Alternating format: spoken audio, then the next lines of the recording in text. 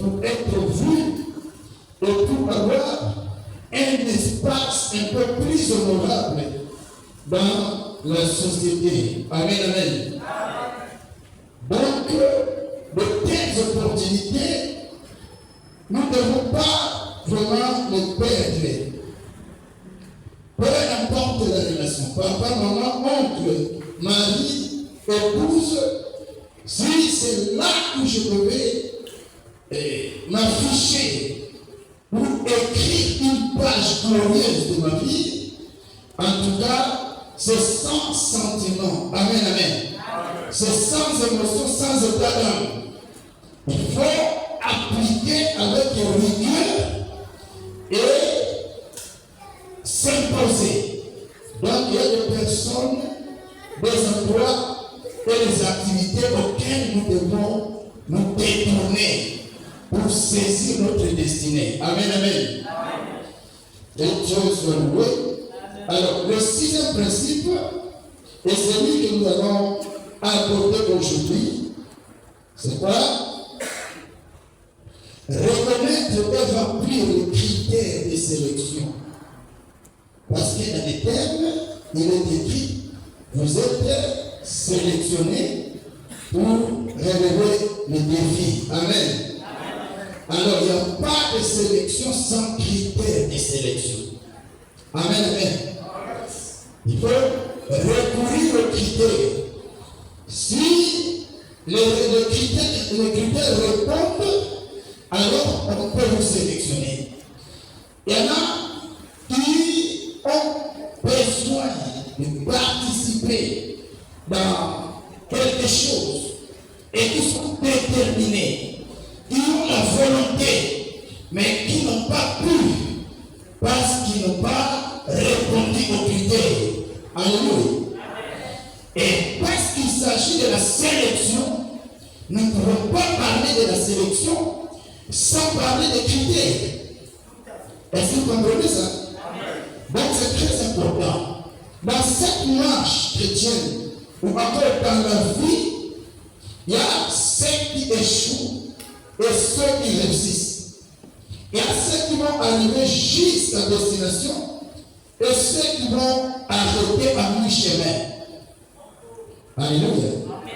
Dans la notion de critères, elle est publique, elle est administrative, elle est juridique, elle est traditionnelle.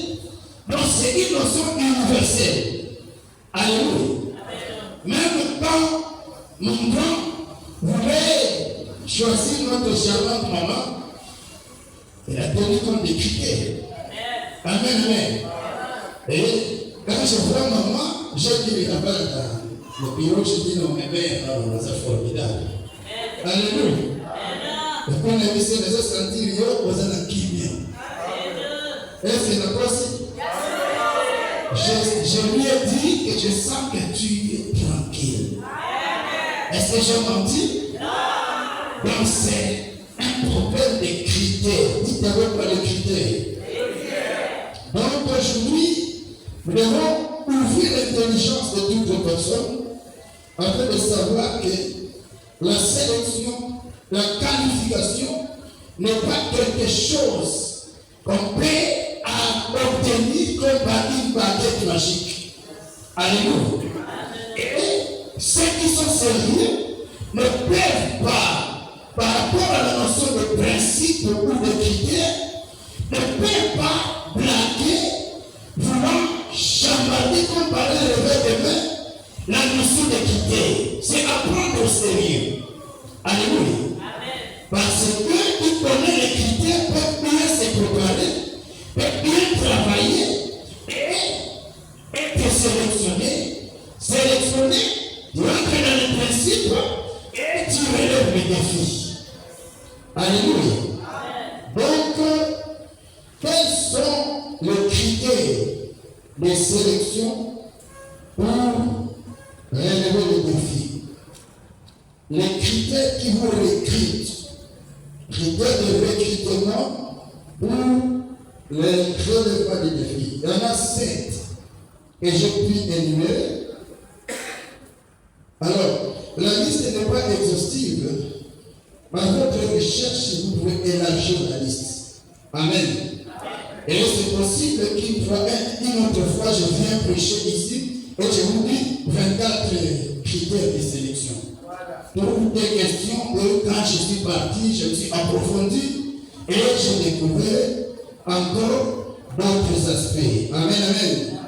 Donc la liste n'est pas exhaustive, elle peut être complétée et vous-même, le Saint-Esprit, peut vous amener dans cette profonde méditation et trouver encore d'autres critères. Amen. Voilà. Donc le premier critère, c'est être connu, choisi et oint par Dieu. Alléluia.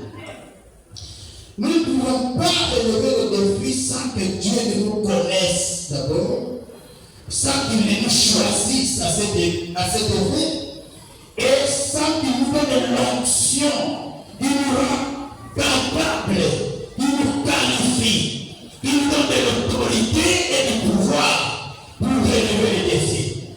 Parce que derrière chaque défi, il y a des esprits, il y a des géants, il y a des lois, il y a des forces. Donc il faut être connu par Dieu, choisi par lui et être loin par lui. Alléluia. Vous n'avez pas besoin qu'on vous impose les mains. Ce message qui est prêché vous donne déjà l'onction nécessaire pour sortir dans la société, dans l'entreprise, dans le foyer, partout dans l'école et relever les défis. Amen, amen. Donc il y a déjà l'onction qui est dispatchée à travers la prédication. Et recevez cela au nom de Jésus. Bien. Donc il faut être choisi, être connu d'abord par Dieu, être choisi et être oint par lui. Psaume 89, versets 19 à 20.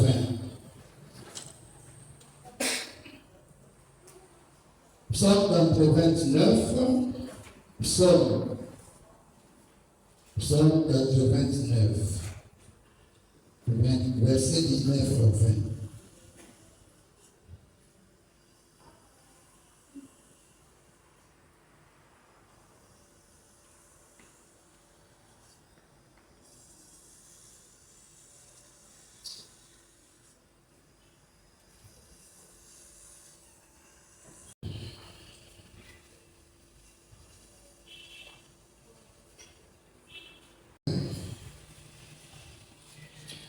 Tu as parlé à tes fidèles dans cette mission, tu as dit, ça c'est la version vie nouvelle, donc c'est pas une seconde.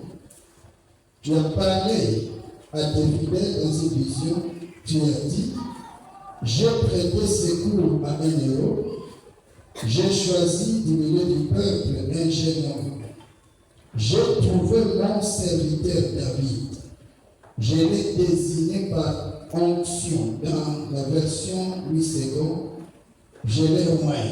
Amen. Donc ici dit d'abord, je l'ai trouvé. Donc Dieu est à la recherche des personnes qui peuvent relever les défis. Amen. Parce que c'est à travers les défis que Dieu va se glorifier. Du coup, lorsque vous lâchez devant les défis, vous avez fait manquer à Dieu ses objectifs.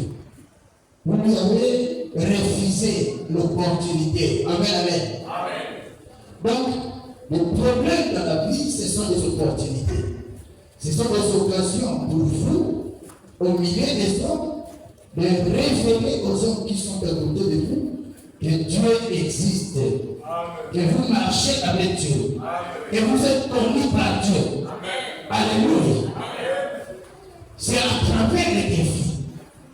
Mais la Dieu dit, j'ai trouvé. Donc, s'il a trouvé, c'est-à-dire qu'il faisait quoi? Il cherchait. Alléluia. Mais il y a des personnes qui ne se laissent pas trouver par Dieu. Alléluia. Dieu te trouve, Dieu te cherche. Papa, il te trouve. Mais tu ne te laisses pas prendre par Dieu. Alléluia. Donc, des combats comme ça que certaines personnes vivent. Ils ont un combat avec Dieu. C'est-à-dire, dans l'acceptation de la volonté de Dieu. La disponibilité d'être utilisé par Dieu. La capacité de dire comme Esaïe, mais voici, envoie-moi. Alléluia. Alors ici, Dieu dit, j'ai prêté secours à un héros, j'ai trouvé David et je l'ai loin. Alléluia. Et jusque-là, David n'avait pas encore rencontré ni connu Goliath. Quand il dit ça, Amen. Donc voyez-vous que c'est un critère de recrutement, un critère de sélection. Tu ne peux pas résoudre de grands problèmes dans la vie si Dieu ne te connaît pas. Voilà pourquoi ceux qui ne sont pas connus par Dieu ont essayé de relever les défis, mais ils sont morts en plein défi. Mais toi, tu ne mourras pas. Les défis ne te tueront jamais. C'est toi qui vas tuer les défis. C'est toi qui vas transformer les défis en sujet de gloire. Alléluia. Parce que tu es connu par Dieu. Ce qui t'a amené ici, ce qui te fait chanter, adorer, louer, c'est une question de rencontre. C'est une question de découverte. Tu as rencontré Dieu, tu as découvert qu'il y a un Dieu quelque part, et il t'a choisi. Alléluia. Donc ça, tu es déjà retenu avec le premier critère. Tu es retenu comme releveur des défis. Amen. Dites à celui qui est à côté, Dieu te connaît. Alléluia. Mais la Bible dit quelque part, il dit, avant, depuis que j'étais une masse informe dans le sein de ma mère, Dieu connaissait tous mes jours. Alléluia. Les années que je vais vivre, Dieu le connaissait. Vous savez, la plus grande joie, le plus grand bonheur, c'est d'être connu par Dieu. Et il y a des personnes même que Dieu témoigne. C'est-à-dire qu'on vient vous toucher, Dieu parle à ces personnes-là. Dans un songe, ou encore des signes comme ça, ou une conviction. Il dit peut-être que c'est que je suis en train de vivre, parce que j'essaye de déranger la vie de ses frères. Alléluia. Dieu connaît cette personne. Je prie que Dieu commence à vous témoigner sur vos ennemis. Alléluia. Donc c'est ça. Il faut être choisi, être connu d'abord, être choisi et connu par Dieu. Deuxième critère, avoir et sentir le fardeau d'un véritable releveur de défis. Alléluia. Personne ne peut résoudre de grands problèmes s'il n'a pas le fardeau, s'il ne se sent pas dérangé par la condition misérable des personnes. Alléluia. Vous savez, si l'église ne sera pas pleine, relevez les défis de la croissance. Parce que jusque-là, il n'y a pas fardeau dans chacun de nous. Amen, amen. Mais lorsqu'il y aura fardeau, et nous allons commencer à nous sentir mal à l'aise devant certaines situations, déjà nous sommes sélectionnés pour relever ces défis. Amen, amen.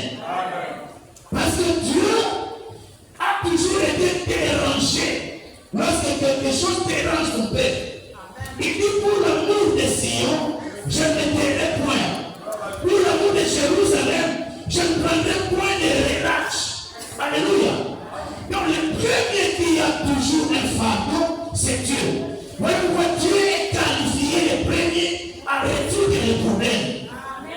Ce n'est pas le fardeau que nous arriverons à relever les défis. C'est lorsque nous nous dirons que ça, je ne supporte pas les conditions. Je ne supporte pas ça. Et Dieu va vous qualifier. qualifié. Il dit, ok, comme tu ne supportes pas, je t'envoie. Relève tes défis. Alléluia. Il nous faut le fardeau de l'œuvre de Dieu. Il nous faut le fardeau pour nos familles. Il nous faut le fardeau pour nos nations. Il nous faut le fardeau pour cette génération. Le fardeau, c'est-à-dire sentir, tu te sens. D'abord, tu découvres la situation qui mine le peuple, ta famille, la structure ou encore la circonscription dans laquelle tu vis. Et tu te dis, mais ça, je ne supporte pas. Ça ne peut pas continuer à être comme ça. Amen, amen. Et le fardeau, c'est cette sensation intérieure qui te dit comme si qui t'oblige de réagir, qui t'oblige de vouloir porter des solutions. C'est ça le fardeau. Et quand vous sentez déjà ça, donc vous êtes qualifié pour relever le défi. Et deux éléments, deux ingrédients principaux du fardeau, c'est l'amour et la compassion. Alléluia. Vous savez, à chaque fois que Jésus rencontrait un problème sérieux, une personne qui courbait dans la misère, il y a un terme qu'on disait, Jésus est mu de compassion. Et il s'en suivait les miracles. Alléluia. Vous pouvez demander ça en chaîne. Dire à Dieu, Seigneur, établis la compassion dans mon cœur. Lorsque vous avez la compassion, vous allez commencer à faire des miracles. Alléluia. Même les services de la délivrance, ça marche, ça tue. Lorsque les intercesseurs, les exorcistes sont animés de compassion pour les âmes liées. Alléluia. Nous ne devons pas vivre sans compassion. Le monde est en train de mourir. La condition de nos nations n'est pas bien. Nos familles ont des problèmes. Ne soyons pas insensibles. Alléluia. Ayons de la compassion. Portons le fardeau de la génération. Alléluia. Amen. Donc c'est ça le deuxième critère de sélection pour le relèvement des défis. Donc vous devez sentir le fardeau comme un véritable relèvement des défis. Et à ce défi, vous avez besoin de l'amour et de la compassion pour ce peuple qui coupe sur le poids du défi. Vous verrez que la main de Dieu opérera à travers vous. Troisième critère,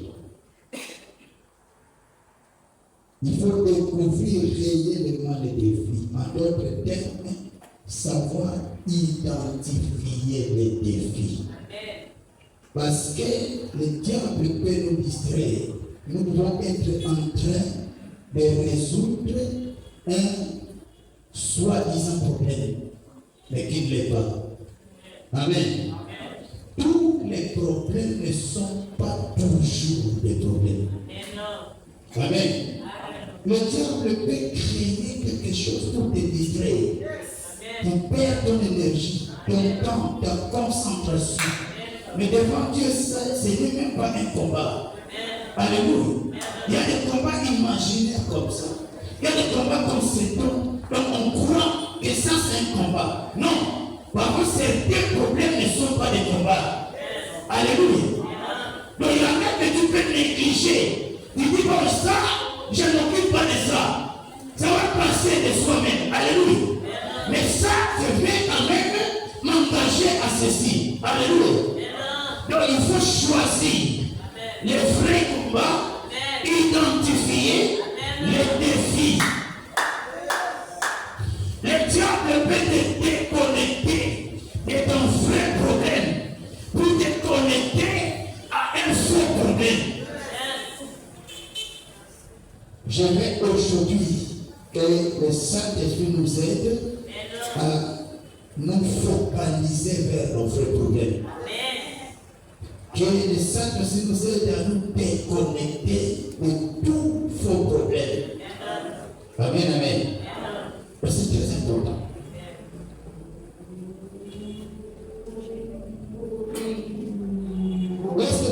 commencé l'église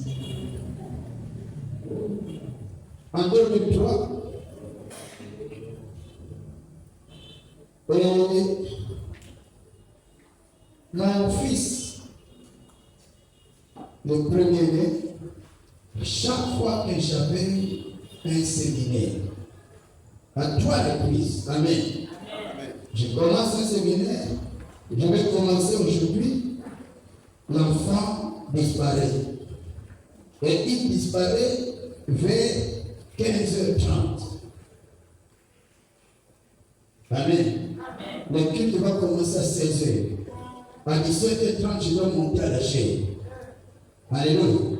Le premier jour, ça m'a pris, je me suis intéressé, je me suis occupé et je n'ai pas prêché sérieusement. Deuxième fois, séminaire. L'enfant disparaît. J'ai dit, je ne peux pas chercher cet enfant. Amen. Je vais sérieusement prêcher, atteindre mes objectifs. Effectivement, l'enfant a fait 2 jours et je dormais tranquillement. En fait, lorsque le diable a vu et je ne me suis pas intéressé à cela, le deuxième jour, l'enfant se présente. Je n'ai pas blâmé, je n'ai pas posé la question pourquoi. Parce que je savais que c'est moi qui étais visé. Le diable voulait me déconnecter. J'avais des défis des âmes qu'il faut relever. Il crée un faux problème. Alléluia. Soyons matures devant les jeux du diable. C'est un manipulateur. Érigé. Alléluia. Donc, c'est très important de savoir tout ça. Il faut découvrir réellement les défis, ses objectifs,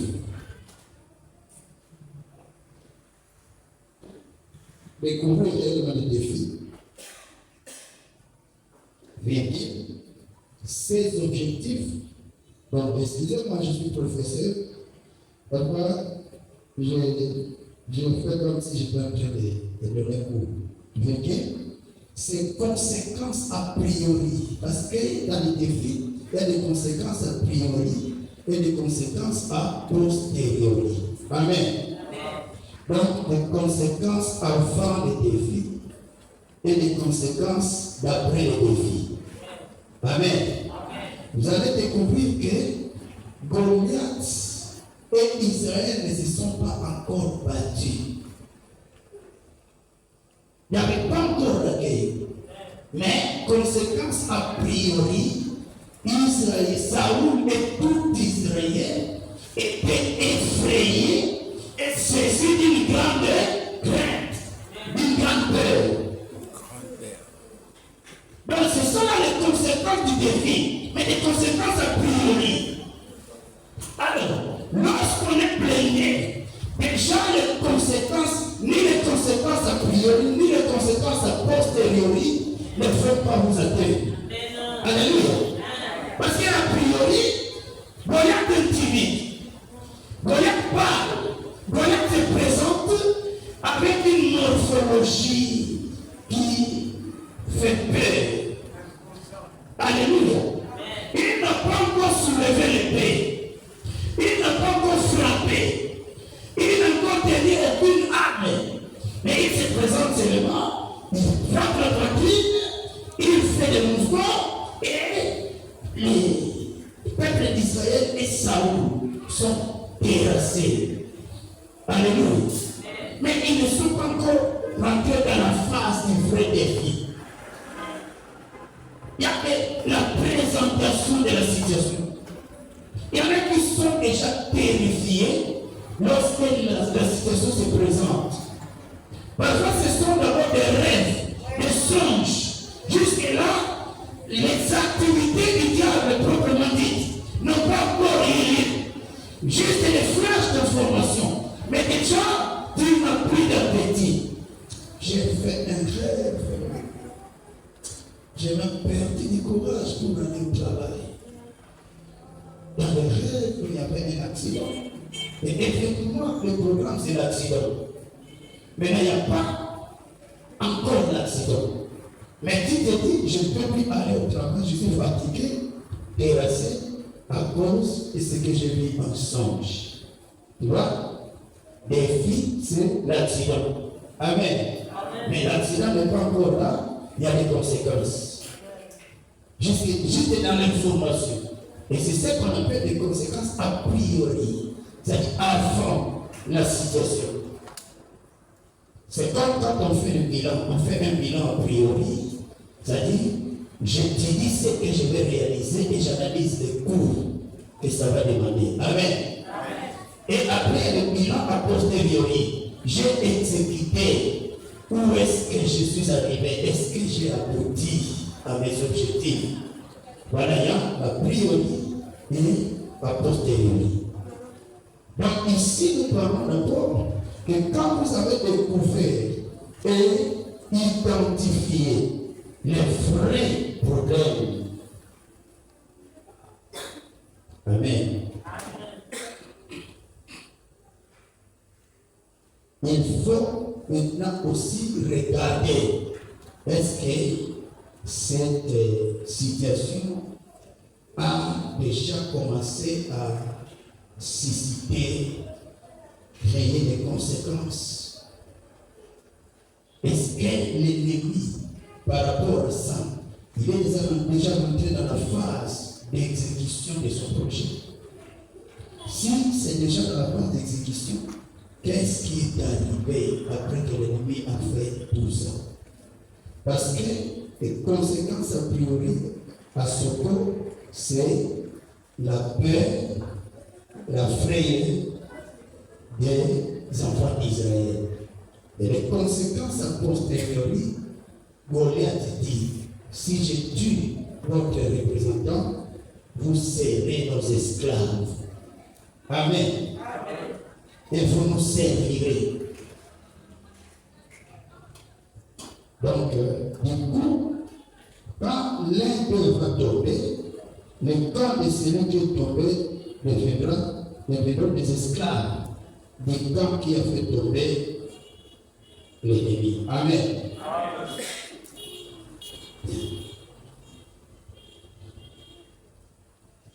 Ça, c'est quatrième critère. Troisième. Amen. Troisième.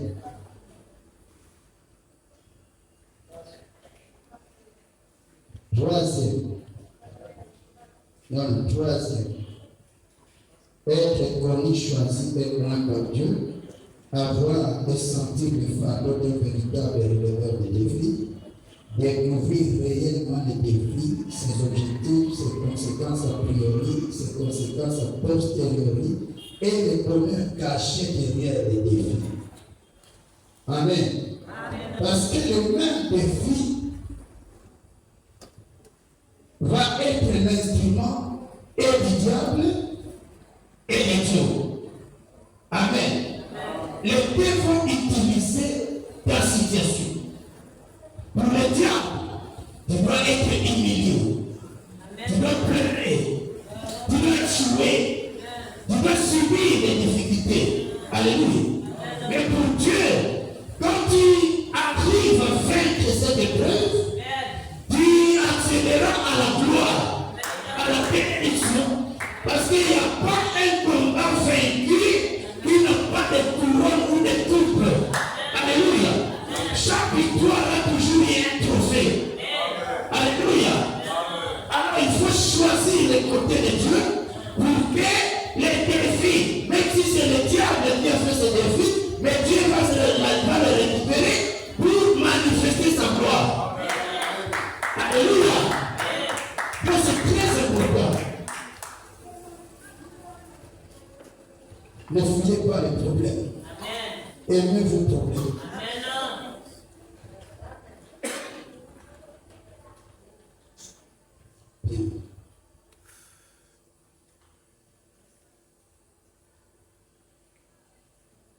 Parce que dans les conséquences à posteriori, c'est atteindre l'objectif prévu, atteindre ce qui est prévu dans l'objectif, c'est-à-dire devenir esclave. Devenir esclave. Maintenant, vous devez aussi reconnaître le bonheur qui est caché derrière les défis. Amen. Une fois, j'avais prêché ce même texte, un séminaire, la gloire au cœur du défi. Amen. Donc, dans chaque défi se cache une gloire. Dans chaque défi. David va jouer son rôle. Maintenant, il y a Saoul qui a prévu de donner 3 choses. Combler des richesses, celui qui va terrasser Goliath, affranchir la maison de son père, et puis lui donner sa fille comme épouse. Amen. Amen. Mais Dieu aussi de son côté avait prévu des choses. David sera élevé, David recevra la louange, le regard de tout Israël sera fixé et l'attention sera fixée sur David. Alléluia. Et vous comprenez? C'est là le mal de prendre votre défi et le léguer à une autre personne. Alléluia. Parce que quand vous lui cédez votre défi sous prétexte que vous ne pouvez pas vaincre, vous avouez déjà vaincu, c'est fini. La gloire qui se cache derrière ce défi est donnée aussi à la personne à qui vous avez donné la responsabilité de combattre à votre place. C'est ce que Saoul ne savait pas. Il va se mettre à jalouser David parce que les femmes ont chanté en faveur de David. Mais tu ne sais pas quand tu donnes le défi et tout ce qu'il y a dans le défi. Alléluia. Si David était mort et que les enfants d'Israël pleuraient, Saoul n'aurait pas manifesté la jalousie. Amen. Mais comme David a vaincu et qu'il y a la louange, Saoul ne pensait pas que c'est comme ça. Alors, prenez soin de vos combats. Parce que tout combat que Dieu permet dans votre vie, lui, il sait, il a connu, il a pensé et il a conclu que vous devez et vous pouvez le vaincre. Alléluia. Regarde, il n'y a aucun problème qui est sans solution. Vous comprenez? Même les cours, en mathématiques, chimie, physique, il n'y a pas de problème sans solution. Alléluia. Même les équations à plusieurs inconnus ont toujours des solutions. Tout est question de la capacité de chaque élève. Si je ne parviens pas à résoudre cette équation, il y a toujours un élève dans la salle. Il peut résoudre ça. Donc, quand le problème vient chez toi, et Dieu savait que tu as la foi, parce que vous savez le cas de Gédéon. Gédéon ne savait pas qu'il avait une force en lui. Mais Dieu lui dit, va avec cette force que tu as. Mais si Gédéon avait la force, pourquoi il protégeait son père? Pourquoi il s'est caché, il avait peur des Madianites? Mais c'est lui qui pensait qu'il n'avait pas de force. Quand on sait qu'on a Dieu, il faut conclure qu'on a la force.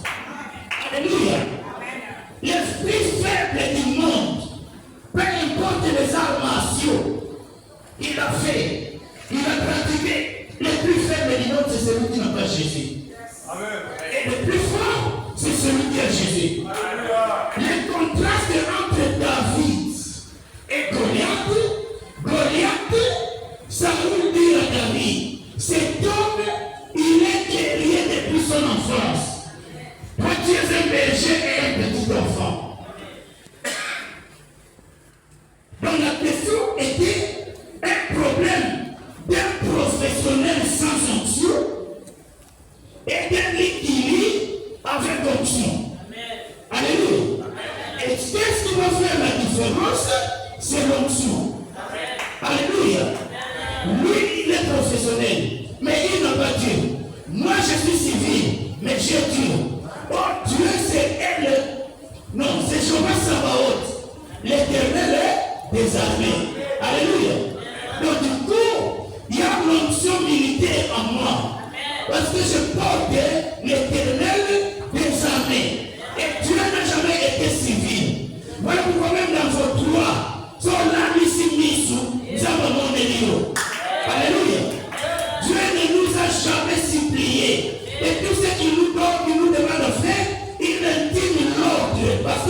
militaire. Alors la relation, la marche et le service de Dieu n'est pas pour des civils. Alléluia. Il faut un esprit militaire. Voilà pourquoi Paul dit, nous n'avons pas reçu l'esprit de servitude doit être encore l'esprit de timidité pour être dans la servitude. Mais nous avons reçu l'esprit de force. Alléluia. Et ici, nous avons même les armes spirituelles. Donc nous sommes des militaires. Alléluia. Donc c'est comme ça. Dieu à plusieurs reprises voulait intimider Moïse. Mais Moïse aussi esprit militaire. Moïse dit, vois, je vais détruire tous ces peuples, je vais te laisser seul. Et à travers toi, je vais susciter un autre peuple parce qu'ils sont des rebelles. Alléluia. Maman, si c'était à notre génération, je ne sais pas même moi si j'allais échapper à cette tentation. Si Dieu s'adresse à un pasteur comme ça, et le même pasteur va commencer à chanter, vous tous vous allez mourir. Dieu a dit, je vais rester seulement moi. Donc, voyez-vous, moi je suis supérieur, je suis spécial. Amen. Mais Moïse dit non. Tu ne calcules pas. Quand toi tu m'as dit que j'ai dit à Pharaon que ce peuple sorti de l'Égypte est allé pour te servir. Mais toi tu vas faire un génocide. Alors, ça va arriver en Égypte que ce Dieu-là est un assassin. Il les a isolés d'un peuple pour les tuer. Alors si c'est ce que tu vas faire, commence à m'éliminer moi. Parce que je ne veux pas vivre cette opprobre-là. Alléluia. Il dit d'accord, je laisse. Militaire contre militaire. Alléluia. Pierre militaire. Suivant Jésus, pour suivre. Arrêtez d'abord. On va faire la révision du contrat. Amen. On va faire quoi? La révision du contrat. C'est permis. Tu peux aller en retraite. Revoir avec Dieu. Et c'est ça, tu n'es pas en train de mentir. Tu n'es pas en train de violer les droits. Donc qu'est-ce qui marche? Même Dieu nous invite. Il dit, venez, plaidons ensemble. Et il dit, énumère le fait qui te donne raison. Dans notre version, il dit, parle toi-même pour te justifier. Alléluia. Voici une concertation de révision des contrats. Alors, c'est qui je disais? Pierre, arrête Jésus. Non. On s'arrête d'abord ici. Nous avons tout abandonné. Qu'est-ce que nous avons à faire? Parce que moi, à mon âge là, je ne peux pas continuer de suivre comme ça seulement. Il dit, vous aurez tout au sentier. Mais il savait la véracité de la parole de Jésus. Il dit, j'ai connu les leaders. Mais chaque mot qui est sorti de la bouche de cet homme, il l'a accompli. Je m'accroche. Alléluia. Vous savez, lorsque l'église naît, 5000 hommes, et on prenait tout, on mettait au pied des apôtres. Alléluia. Et tout pied bosse. Voilà pourquoi les paralytiques à la porte du temple, quand il a vu Pierre rejeté, ces hommes, les Ananias sont partis des champs. Ils ont déposé au pied de ces hommes. Et même Ananias avait caché quelque chose, mais cet homme a tué Ananias. Donc les gens ne peuvent pas cacher les offrandes. Cet homme, ça bosse. Aujourd'hui, je vais sortir avec quelque chose. Alléluia. Donc Pierre s'est accroché. Mais Pierre était libre de faire la révision du contrat. Et qui peut amener Dieu dans ce sens? C'est celui qui est sérieux de sa part envers Dieu. Parce que je dis, moi, à toi, ma décision est ferme. Mon engagement est maximal.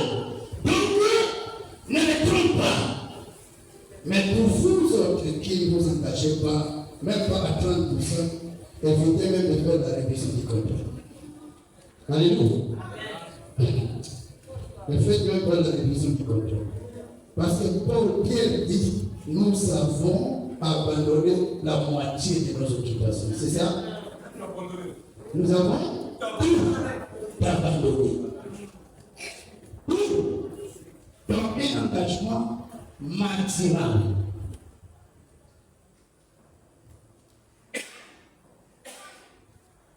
Et qui était Pierre? Parce que c'est là où je te dis, cette génération a un défi à relever. C'est-à-dire qu'il faut qu'ils sortent de cette génération des grands hommes. Des grands hommes, même à la taille de Haïti Nabala. Amen. Parce que lorsque vous, fils, vous n'aspirez pas être plus grand que votre père, vous avez échoué. Et quand le père n'aspire pas à faire des disciples plus grands que lui, il a aussi échoué. Alléluia. Les jours où Élie, les 18, a dit à Dieu, prends mon âme, donne-moi la mort, car je ne suis pas meilleur que mes pères. Dieu a accepté. À la suite, il lui dit, va, un Asaïe, un Jéhu et un Élisée. Amen, amen. Parce que c'est tellement triste. Dieu ne peut pas accepter d'entendre cette déclaration. Si lui, il dit que je ne suis pas meilleur que mes pères. Mais Élisée, son serviteur, est son vivant. Il dit, je vais être double de toi. Alléluia. Et Jésus, quand il s'en va, il dit, je m'en vais, vous ferez de plus grandes choses que j'en ai fait. Alléluia. Donc, un leadership qui réussit, c'est celui-là qui produit des plus grands. Mais les disciples doivent aspirer à la plus de grandeur que le maître. Ce n'est pas une plus de grandeur de la compétition. Non, mais pour perpétuer la vision du Père. Alléluia. Pour traduire de façon large la vision du Père. Parce que parfois il y a des choses que le Père a commencé à faire. Vous restez seulement avec la vision, les projets, les idées. Mais le Père n'a pas pu réaliser comme David. Il avait la vision du temple, il a seulement réuni les matériels. Mais lorsqu'on va construire la beauté, la qualité, la gloire et la splendeur, et le temple de Jérusalem est compté parmi les 7 merveilles du monde. Alléluia. David était mort. Peut-être qu'il n'envisageait pas cette dimension de gloire. Mais il avait seulement la vision. Mais le Fils a travaillé. Est-ce que vous comprenez? La première nouvelle que nous devons dire à notre Père, c'est notre gloire. Plusieurs années de deuil dans le cœur de Jacob à cause de Joseph. Mais Joseph vivait. Et lorsqu'on l'a découvert en Égypte dans la gloire, il dit, allez dire à mon Père ma gloire. Où sont les fils ici? La relève. Amen, amen. Soyez affectés par ce message.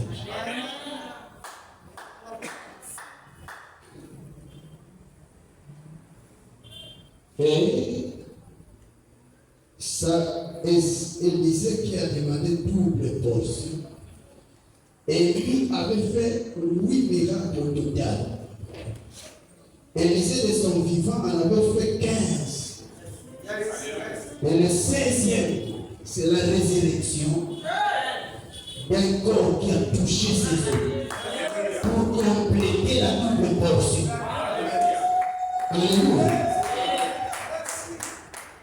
Si c'est pour garder le nom du Père, c'est pour continuer dans la vision du Père, la gloire sera permanente dans votre vie. Et ça, c'est un défi majeur. C'est plus que les combats de vos familles. Et c'est ça. Bien.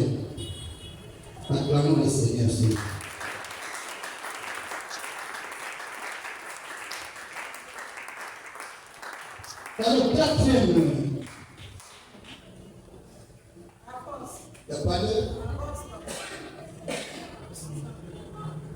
Quatrième critère. Il faut avoir un CV de recrutement au relèvement des défis. Amen. Le CV, c'est-à-dire, il faut brandir les expériences déjà vécues. Lorsque David arrive devant les défis, il pose la question, mais qu'est-ce qui se passe ici? Oh, il y a ceci. Bon, qu'est-ce qu'on dit? On propose quoi à celui qui va relever les défis? Regarde ce que le roi a promis. Regarde. Il dit, mais moi j'ai tué l'ours et le lion. Donc cet homme-là, c'est rien comparé à l'ours et au lion. Il dit, oh, j'ai non, toi tu as tué l'ours et le lion. Avec quelle arme? Non, avec mes mains. Toi! Maintenant, Eliab n'était pas content de lui. Mais quand même, ces jeunes-là ont pris le courage d'aller demander. Viens, Eliab, Mathieu aussi, Mathieu, tu es en colère. Est-ce que les jeunes là, c'est vrai, il a tué l'ours et le lion? Alors, il a tué l'ours et le lion, mais qu'est-ce que ça c'est? Ah! Eliab, comment tu veux changer ça, c'est quoi? Il pose la question à David. Celui-là, c'est ton grand frère. Donc, c'est qui nous étonne quand nous rencontrons. Lui, il connaît ça. Mais nous souffrons avec 40 jours devant cette situation. Je vais dire ces choses au roi. L'audience est ouverte. Amen.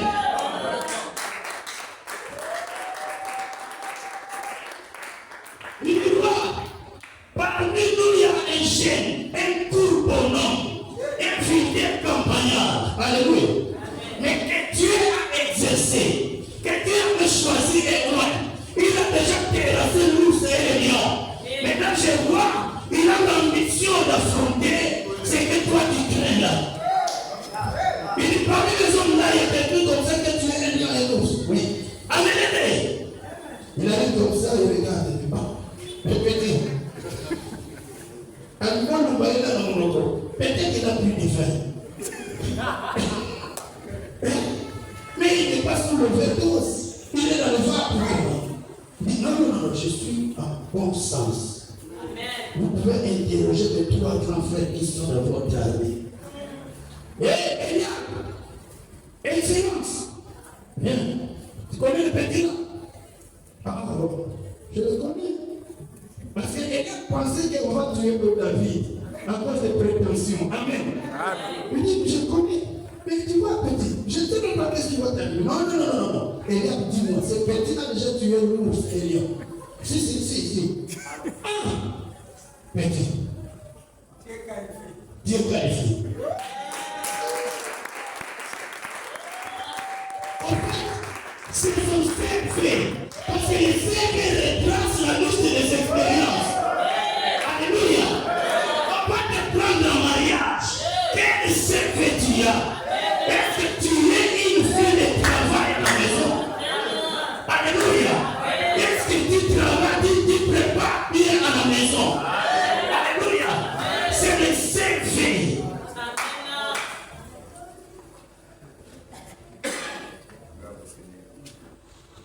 Pas de CV, pas de recrutement.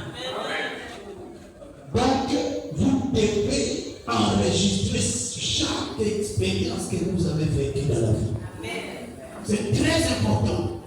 Même une petite victoire doit être célébrée et gardée minutieusement.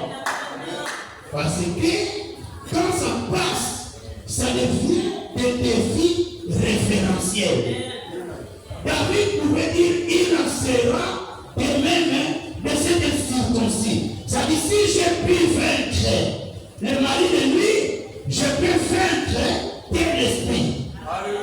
Si autrefois j'avais une dette de 200 000 et ça criait, ça compliquait, mais j'ai fini par payer cette dette de 150 000, même si je n'ai pas l'argent, je finirai par payer. Alléluia. Dieu devait vous vider, vous ravir votre tableau du passé. Dans la Bible, nous avons 3 tableaux. Le tableau du passé, qui est un tableau référentiel, où est écrit toutes les expériences que nous avons vécues. Les échecs, la honte, le pauvre, la gloire, les victoires, les déceptions, les mauvais traitements, tout dans le tableau du passé. Amen, amen. Alors il y a le tableau du présent où les réalités arrivent. Et puis les tableaux du futur qui n'est pas dans notre main. C'est dans les mains de Dieu. C'est une surprise pour nous. Alléluia. Dieu connaît ce qui est devant nous.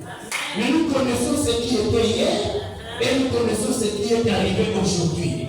Mais ce qui est arrivé aujourd'hui, nous allons le vaincre lorsque nous n'oublions pas les souvenirs du secours de Dieu dans le passé. Donc ne vous effrayez pas. Déjà de votre naissance, vous êtes des champions. Alléluia. Supportez-moi un peu. Soyez adultes pour ce que je veux dire. Les jours où la femme va concevoir, l'homme peut libérer une goutte de sperme, mais qui contient des milliers de spermatozoïdes. Alléluia. Mais dans la course vers l'utérus pour perforer l'ovule, alléluia, un seul qui va pénétrer le premier, la porte se ferme. Alléluia. Donc c'est un champion. Ce qui est venu dans le monde, c'est pas la compétition. Pourquoi tu dois toujours et toi tu peux faire déjà tu es champion. Tu veux être ici avec nous, tu avais remporté une course. Est-ce que le Saint-Esprit est en train de stimuler quelqu'un? Amen. Alléluia. Dis avec fierté, je suis champion. Je suis champion. Amen, amen. Amen. Et les champions disent amen 3 fois. Amen. Amen. Amen.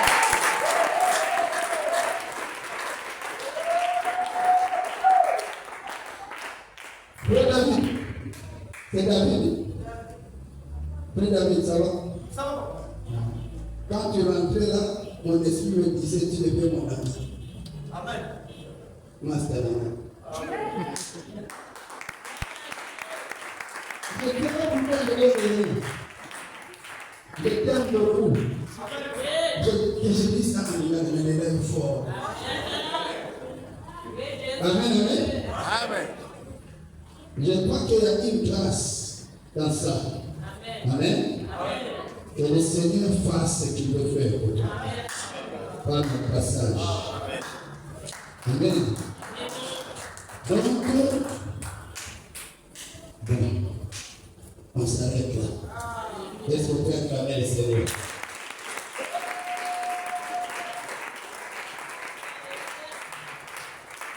Amen. Les enfants de Dieu sont là. Je peux prendre encore 10 minutes. Amen. Même 20. J'ai vu maman regarder. Oh, il y a encore l'air. Amen.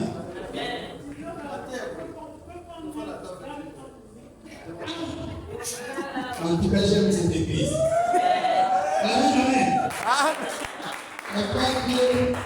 Que Dieu vous bénisse. Il y a des églises qui n'aiment pas la parole.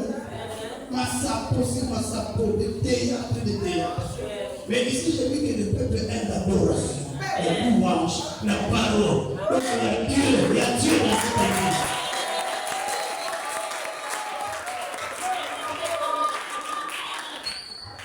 Voilà. Oui, mais vous avez raison parce que je sens l'enseignement. Amen. Donc, il faut avoir un CV de recrutement au relèvement des défis. Quand David se présente, ça lui pose la question petit. Qui es-tu? Je suis un chemin comme ça. Dis-moi ça, monsieur-là. Il est guerrier depuis sa naissance, depuis son enfance. Et toi, tu n'es qu'un géant. Tu ne peux pas te battre contre lui. Et David a compris que le problème du vieux, lui-même, il a perdu son tableau du passé. Du coup, il rentre dans, je ne sais pas si c'est une mallette, il fait sortir son tableau, il brandit. Ton serviteur faisait perdre les brebis de son père. Donc c'est les bons bergers qui sont de toi. Amen, amen. C'est les bons bergers des gens qui donnent sa vie pour les brebis. Amen. Et il dit, je suis simple berger. Les brebis ne m'appartiennent pas. Ce sont des brebis de mon Père. Amen, amen. Mais lorsque l'ours et le lion venaient, je courais. Je me saisissais du lion et de l'ours. Je lui arrachais la brebis. Et s'il se dresse contre moi, je détruisais le lion. Je déchirais sa mâchoire. C'est comme ça que Dieu m'a délivré des griffes des lions et des pattes de l'ours. Roi, il en sera de même de cette inséquence. Alléluia. Wow. Le roi lui dit, va et que l'Éternel soit avec lui. Et il lui transfère et le combat de Dieu. Soit Bitumba, soit Penza. Or, c'était un transfert important aussi parce que c'était un père pour David. Amen, amen. Maintenant, David était déjà point dans les chroniques comme roi. Amen. Maintenant, beaucoup de choses ont commencé à se faire avant l'intronisation officielle. Mais il a déjà été intronisé plutôt officieusement. Voilà maintenant l'intronisation officielle. Mais il sait respecter les étapes. Amen. Déjà le va et que l'Éternel soit avec toi était déjà profond. Amen, amen. Il a été qualifié à cause du Seigneur.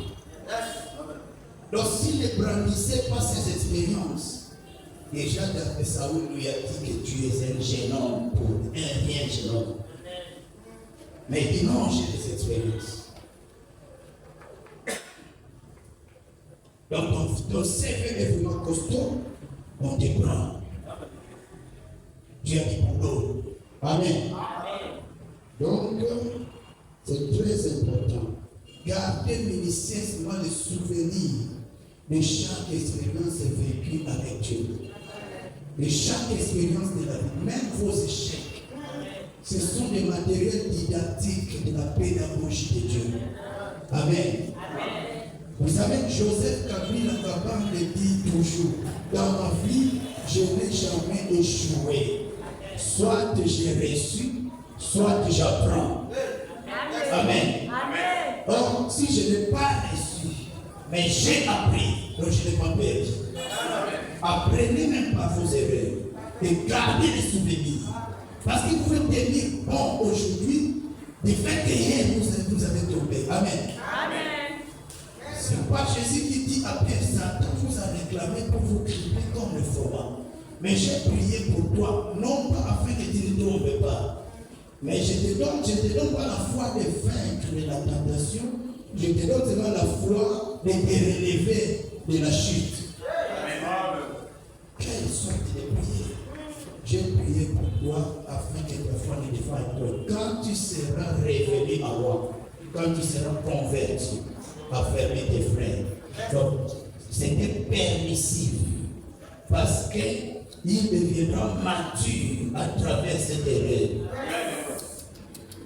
Donc, chaque événement vécu dans la vie, gardez-les non pas pour créer la frustration, mais pour vous donner encore de la force. C'est-à-dire des personnes qui se sont levées, qui disent, j'ai dormi sans manger plusieurs années. Un jour, on m'avait injurié parce que j'avais demandé un pain. On m'a jeté de l'eau. J'ai pris la décision de travailler d'arrache-pied pour donner du sens à ma vie. Donc ce n'est pas la frustration, mais la situation devient un stimulant. Nous sommes comme les chevaux. Le cheval a accéléré, augmente la vitesse lorsqu'on lui donnait la chicotte. Pas toi. Vous savez que les chicottes de situation ne vous arrêtent pas. mais que vous puissiez encore être stimulé par ces choses. Alléluia. Ne vous découragez pas trop. Enregistrez vos événements. Faites-en des références qui vous stimulent devant les grands défis. Amen, amen. Est-ce que ça rentre? Amen. Ok. Bien. On va voir encore. Cinquième, il faut avoir une vision optimiste de la situation. Amen. C'est-à-dire, soyez positif dans la vision. Saoul n'était pas optimiste. Quand David a dit, Saoul regardait et il voyait un vaillant, un géant, un guerrier depuis l'enfance. Mais quand David vient, il voit un incirconcis qui provoque l'armée du Dieu d'Israël. Il va écraser. Il dit, ah, mais comment pouvez-vous rester là? Vous restez là depuis 40 jours, un incirconcis est en train de vous injurer. Mais c'est comme rien. Alléluia. Il faut savoir minimiser les problèmes par la foi. Vous savez, Élisée mangeait dans la maison de la veuve et non de la femme sunamite. Il passait là, il mangeait, il se ravitaillait. Un jour, ça montait dans le cœur d'Élisée qu'il faut bénir cette femme. Il dit à son secrétaire, appelle la femme. La femme dit, madame, il y a un verbe de l'empressement, de la générosité, d'une libéralité exceptionnelle. Dis-nous qu'est-ce que nous pouvons faire. Il dit ça, non, je veux bien. Ah, est-ce qu'il faut-il qu'on parle de vous au roi? Il dit non, mais tous ces gens dans la magistrat, ils savent que. Non, je m'entends. Ok, voilà. Mais ça bouillonnait dans le cœur d'Élisée. Finalement, Élisée demande au serviteur, mais c'est pas qu'on n'a rien à faire pour compenser, combler les vies, parce que nous lui sommes redevables. Amen, amen. Donc, nous ne pouvons pas accepter d'encaisser les vies comme ça. Il dit, Dieu, depuis qu'on est dans cette maison, on n'a jamais entendu les bruits, ni les assiettes cassées. Puis, appelle la femme. Madame, l'année prochaine, à cette même époque, tu toucheras un enfant. Ok, ça va. Et, bon, c'est reçu. Amen. Maintenant, l'enfant grandissait déjà. C'était déjà un petit jeune homme. Amen. Un jour, il avait mal à la tête et il meurt. Vous savez comment les mamans appellent leur fils unique? Et puis, il va passer en Congo et puis, il va se signaler dans la Amen, amen. Donc, leur attention particulière est fixée sur ce fils. Du coup, quand ça arrive qu'il meurt, vraiment, c'est une forte perturbation. C'est un traumatisme chez la maman. Mais du coup, c'est la maman qui a une vision optimiste. Quand il regarde l'enfant, il ne voit pas un cadavre. Il dit, bon, ça, moi, j'avais oublié qu'il faut mettre au monde. Alléluia. Donc ça, c'est l'affaire d'Élisée. Alors, je prends son cadavre, j'amène sur son lit. Alléluia. Il prend son cadavre. Et tout, quand il part dans les champs, c'est son mari qui lui pose la question, mais tu vas où, madame? Il dit, non, je vais voir le prophète. Mais ce n'est ni la nouvelle ligne, ni quand non, tout va bien. Quelle vision optimiste. Alléluia. La vision que vous faites de la situation, c'est ce que vous allez vivre. Vous savez, nous possédons ce que nous voyons. Lorsque Abraham se sépare de Lot, Dieu dit à Abraham, regarde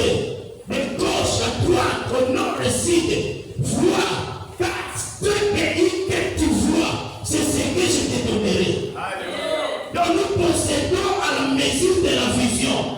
Et ce que nous craignons, c'est ce qui nous arrive. Alléluia. Donc, donnez-vous, mettez une vision optimiste. Même quand ton mari est ivrogne, dis-toi, ça c'est mon mari. Dieu m'a dit que c'est lui mon mari, donc il n'est pas ivrogne. Cet homme trouvera son bon sens. Et tout va bien. À continuer de l'année. Entre l'homme et la femme, vraiment, c'est la femme qui devient s'est retrouvée dans le chaos. Amen. Hein, les gars. Et voilà pourquoi on appelle cette femme la femme des distinctions. La distinction doit être vue dans tous les domaines de la vie. Et il y a des personnes qui réclament la distinction promise par Dieu. Vous savez, différence avec Dieu, la différence que Dieu avait promise. Elle est où, Seigneur? Non. La différence marche par la loi des proportions. Amen. Ça dit, je me distingue dans le comportement. Dieu me distingue dans le traitement. Voilà pourquoi il dit, j'honore celui qui m'honore. C'est la proportion. Vous ne vous distinguez pas dans le comportement. Dieu ne vous distingue pas dans le traitement parmi les hommes. Amen. Mais lorsque vous dites que toute cette génération s'habille en mini-jupe, moi jamais. Je n'ai pas dit qu'on peut. Donner aux hommes les gars, n'a pas poussé mon sous aux hommes moi. Alléluia. Tu te distingues. Et du coup, Dieu va inspirer le respect à ceux de ta génération. Parce que quand tu honores Dieu, Dieu va t'honorer. Amen, amen. Donc cette femme n'avait pas seulement la distinction sociale, mais elle cultivait la distinction morale. Elle ne pouvait pas paniquer devant les situations. Elle avait une voix optimiste. C'est ce que David avait. Que Dieu vous bénisse.